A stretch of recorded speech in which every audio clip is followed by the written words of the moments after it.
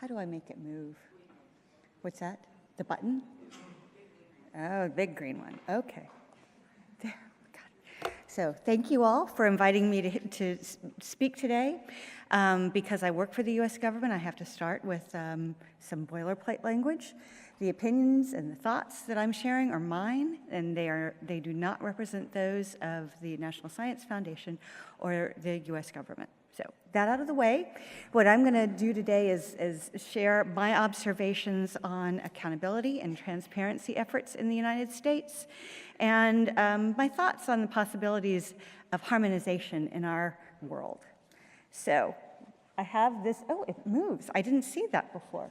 I put this picture, I asked the lovely gentleman who helped me pull these slides together to find me a picture of gears, because the U.S. research enterprise system is like a big system of interlocking gears, and they have to be well aligned and well oiled to function properly. And so what we have a gear that's the federal government, that does research, that funds research. We have a gear that's the university, the research institutions that do research and fund research. We have a gear that's businesses that both fund research and in some instances are funded both by the federal government or by foundations. And then we have foundations that fund research. So there's a whole bunch of players in our research enterprise system, and that obviously adds great complexity to our process. So I am from, a cog within a cog of the federal government. The National Science Foundation, for those of you who aren't aware of us, is about a $7 billion agency in 2017 that funds research and basic research in STEM activities, science, technology, engineering, and mathematics. And we fund about 2,000 institutions a year, and we receive about 40,000 proposals annually, and about 1 in 4 of those are successful. And I am in the Office of Inspector General of the National Science Foundation, and I have a unique role there. Inspectors General in the federal government in the United States are put in place to be oversight entities within the agencies that they're positioned with. So my job as the IG at the National Science Foundation is to prevent and detect fraud, waste, and abuse, and to promote economy and efficiency. And I have a bunch of auditors who kind of follow the money to make sure that the money they receive from the Science Foundation is spent well. And I have a bunch of investigators who work with us when there's suspected criminal or civil violations or instances of research misconduct. We have 5 investigative scientists who work with us in cases of that nature. So that's hence my interest in speaking here. So, switching over here, I just wanted to speak a little bit about federal funding accountability in the United States. And the slide up there just kind of walks you through our system. We have the president proposes a budget, the Congress looks at the budget and takes what it likes and then makes its own determinations that it sets forth in appropriations that fund the agencies within the federal government. And those appropriations are pushed down to the various agencies, and then institutions like the National Science Foundation and the National Institutes of Health that have money for research outside of their agencies take that money and push it out to universities, to businesses, even to K through 12 schools. But there's a big accountability loop here because the people that receive that money from the Congress and ultimately from the taxpayers. So the federal agencies that receive that money, when they push it out, they have a responsibility to ensure that the money is used wisely and appropriately. So both the agency has that responsibility, and certainly I, as an oversight official, do. So we've got a well-developed feedback loop in there to make sure that the taxpayer funds that go out for federal research are well used. And part of that, not all of that, there are many responsibilities beyond simply dealing with the issue of research misconduct, but that's certainly a subset of what our office does and what other agencies that fund research are responsible for doing. So to speak broadly about the government roles and accountability in research in the United States, You have to start with our kind of the document that guides everything, and that's back in 2000, the Office of Science and Technology Policy promulgated a policy on research misconduct, and it set forth at a high level, the definitions, the phases, and the goals of what they were seeking to accomplish in having this framework. And it made clear that agencies and institutions have a shared responsibility in dealing with research misconduct, and that institutions have primary responsibility for preventing and detecting, which makes sense because they're closer to the research when it's being performed than the federal funders are. So what became of that policy? It's a framework, and it was pushed out to all of the agencies of the federal government that either have their own labs or that fund science. And they then created their own policies. And given the diversity of the different entities within our federal government that are responsible for that, you've got the labs within the Department of Interior, you've got that focus on, fish management and those sorts of issues. You've got the National Institutes of Health and all the biomedical research that goes on here. You've got the basic research that in physics and astronomy and engineering that NSF funds. There's no one-size-fits-all approach that's going to work for that. And so while we have a basic framework, the various entities across government have implemented this differently. And you can see right there, all of them have identified fabrication, falsification, and plagiarism as what constitutes research misconduct, and that you need to consider whether the behavior is a significant departure from the community, but how these agencies are supposed to work together, because sometimes you have cases that impinge on more than one federal agency. So those are kind of overarching components, but implementation differs from agency to agency. And like at NSF, our office has a regulatory role. We are written into the rule that the the National Science Foundation has, as the people who are supposed to conduct the research misconduct investigations on behalf of the Science Foundation. Other at NIH, and that's in the Office of Inspector General, the independent entity. At NIH, the rule for overseeing, the responsibility for overseeing those investigations is given to ORI, which is part of the agency. So we sit in different places within our organizations. So you can see just by that comparison, there are different approaches that are brought to bear there. But I don't want to imply that the only accountability comes in the context of what happens with research misconduct. There are also, people can engage in fabrication, falsification, and plagiarism. That in and of itself is not illegal. But sometimes people who have fabricated or falsified or plagiarized step over the line in other areas. And sometimes the fabrication or falsification is significant enough that it could constitute fraud. And in situations like that, we have statutory remedies available to us through the Civil and Criminal Code in the United States. And our office is certainly involved in those. We have had situations where the plagiarism has been so significant and profound, and it's discovered late enough that if the agency had known how much was fabricated or plagiarized, they wouldn't have funded the award. And that in situations like that, we've considered going after treating that as a fraud and pursuing that criminally or civilly. Civilly is good for us because you have the possibility of, you have a lesser standard to prove, and you have the possibility of treble damages coming to you. You also have, as I mentioned, sometimes people have fabricated or plagiarized, and in the context of looking at that, we find out they've also played games with our money. And that's when things really get fun in terms of civil and criminal remedies that are available to us. And our office certainly pursues those cases in that statutory area. And the range of outcomes when you go to court can be significant, and we have had cases that have ultimately landed scientists in jail when they have been shown to defraud the federal government. Beyond that, we also have the audit mechanism that's available to us. And I think most people, when they hear the word audit, think that we're looking at how money's spent. And certainly that's something that we do, but you can also use audits to look at processes. And we use audits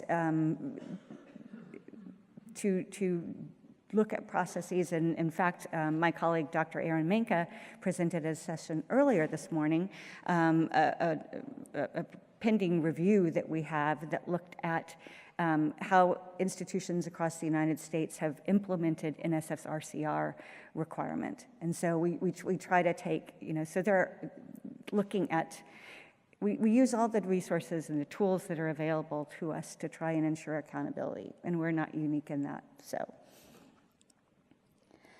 There are, obviously, many non-governmental cogs on that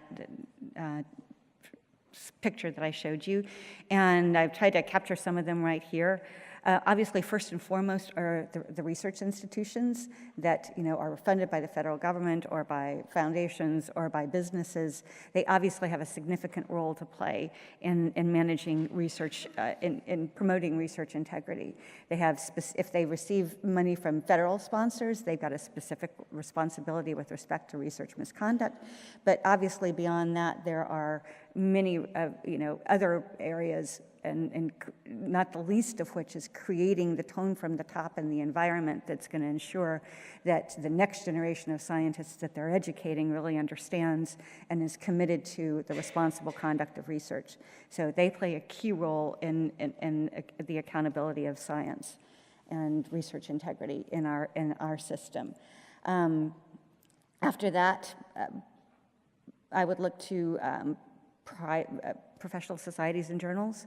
When we're trying to assess, whether it's us doing the investigation or it's a university doing the investigation, if you're trying to determine what a community standard is, you need professional societies and journals that are providing you with insights on that. And we look to those societies frequently when we're trying to assess if someone's stepped beyond what's acceptable within a society. So they have a key role to play in that particular context.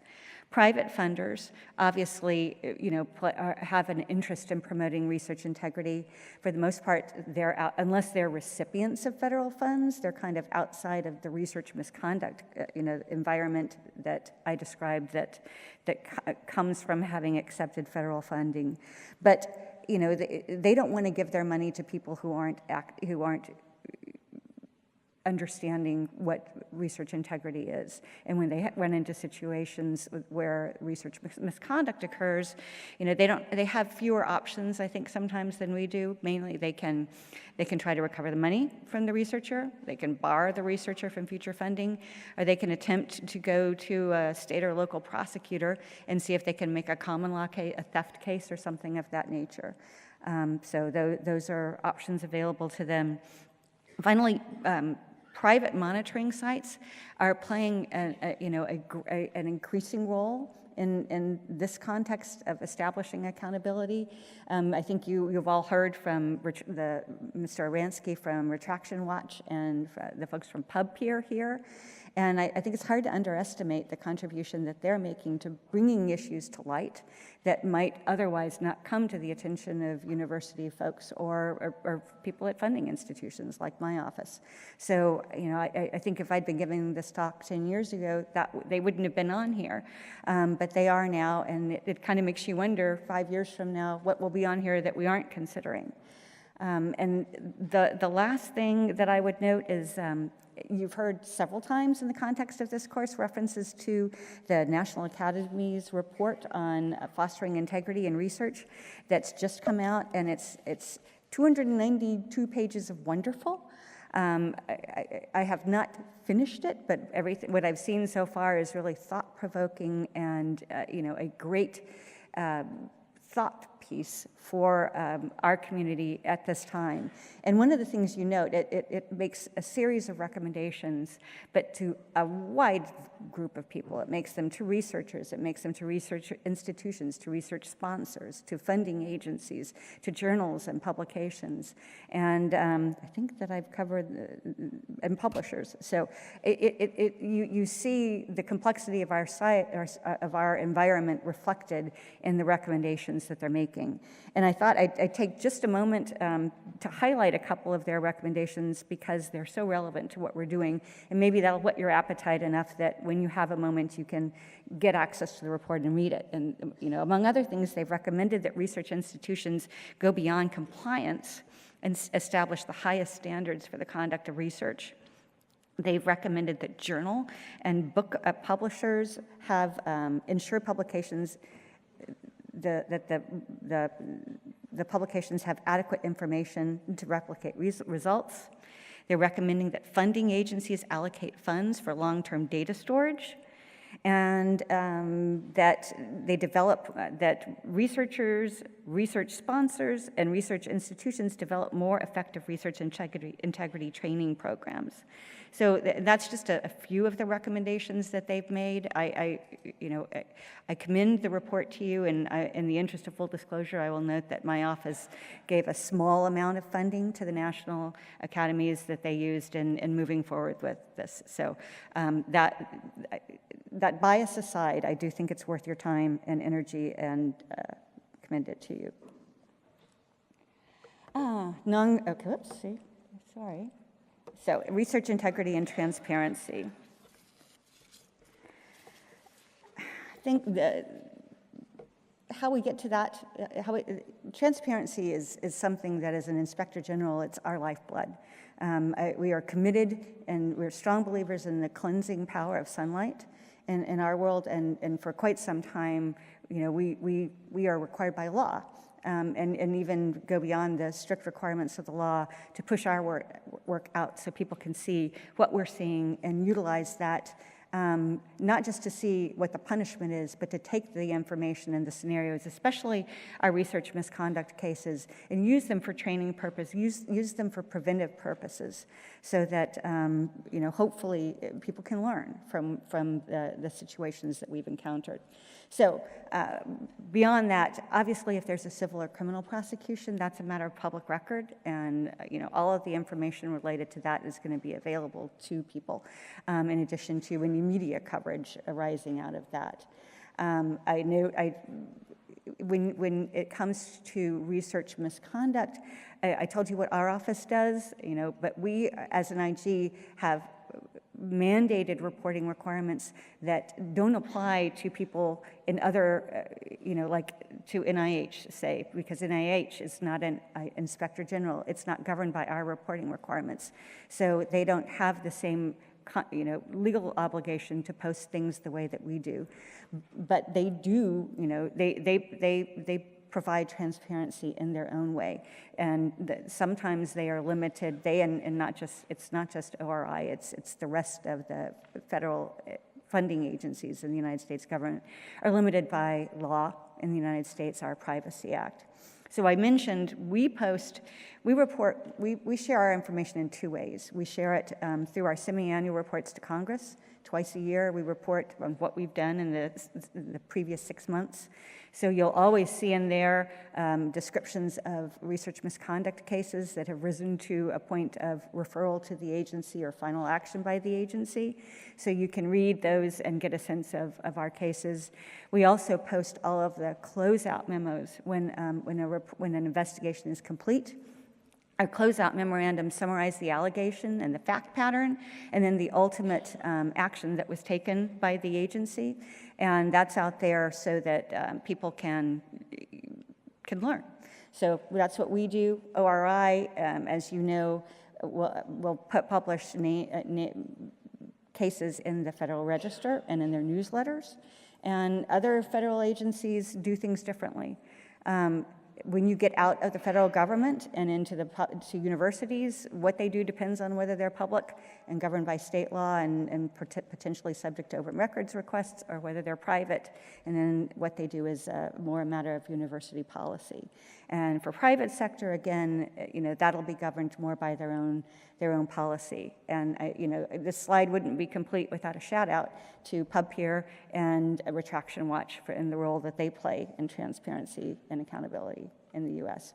So the last point I want to focus on is just harmonization. And I know, we all, I think it seems, we're moved to the dictionary when tackling the concept of, harmonization. What is it? And so I looked up harmonization, and then I got something like the process of achieving harmony. I was like, oh, great. So then we'll go to harmony. And the first definition I saw was agreement, accord, or harmonious relations. And I don't think, in our decentralized, very different people taking different approaches environment, I don't think that we're going to achieve that in the United States.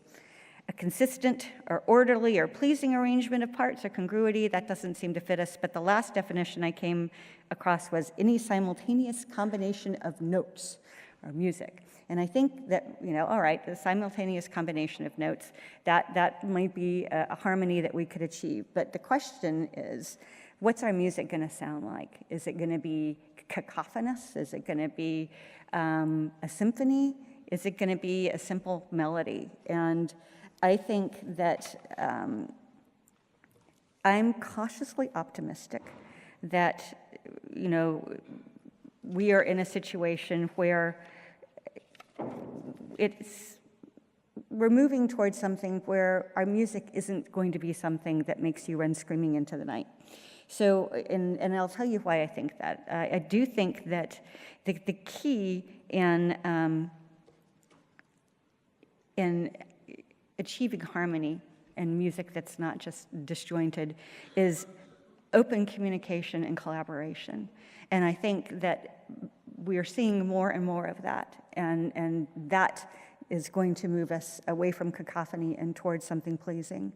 You've heard reference to the Rios that are coming together. The IG community comes together. We're getting better and better at working amongst ourselves, and I think the better we get at working amongst ourselves, the more we're going to realize that we need to work across lines and have conversations that can lead to even better outcomes and efficiencies. So I do think that the fact that we're seeing that interest in communication and collaboration in the Rio community and the IG community and other folks that are involved with research administrators serves us well.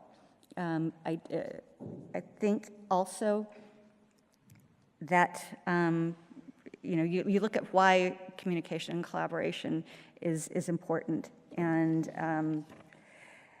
a lot of that comes down to we've got the fact that we have better tools, we've got significant risks of not collaborating. And those significant risks of not collaborating come in part from the fact that there's more transparency now. And that's the second reason that I'm kind of cautiously optimistic about what the future holds for us. Because when we were less transparent, it was much easier in situations where there was either research misconduct or problems with research integrity more broadly for things to be swept under the rug and a small number of people know about them. And that's less and less possible in this world because more people know about something earlier and it gets spread out faster these days given the ways that we have of communicating. And that I think makes decision makers realize that you need to have systems that are fast and fair and capable of dealing with these types of issues when they resolve. And if they realize that, then it's more likely that we'll get the investments in them that we need to improve our system. Finally, I've got two more. I think that some of our challenges come from the decentralization, but I think in addition to that, there's some strengths. And some of the strengths come from pairing people that have different skill sets together to tackle some of these problems, or different approaches. And I know our office sometimes works with ORI, and we bring different skill sets and are able to achieve greater outcomes together than we would working on our own. So I think that the recognition that we can build on our differences will help us moving forward. And finally, I think the thing that really makes me optimistic is that there seems to be a growing desire for a conversation around issues of research integrity. And as witness to that, you see the growth of this conference over the last 10 years and the extent to which it's been embraced by scientists and research administrators and funding agencies across the United States. I think that having a strong conversation on this area is going to help us all moving forward. And I think by doing that, it's much more likely that the music that we produce and the harmony that will result will be pleasing to the ear. And that thus concludes my remarks.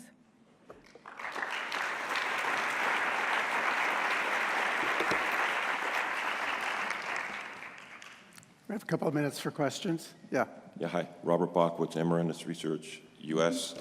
Hate to bring up a moment of disharmony, but you recently came under some criticism, at least according to Science Magazine, as you may recall, about data you presented to the U.S. House Committee on Science, Space, and Technology about the actual amount of, I think you were focusing on fabrication, falsification, but whatever, research misconduct in NSF-funded research. And I'm not saying I agree with science, and I don't disagree. In fact, many people in this room would say you understated the case. But leaving that aside, my question, as you mentioned, you're OIG, I mean, Inspector General, you're a law enforcement agency. You follow rigorous audit standards, unlike perhaps what goes on in HHS.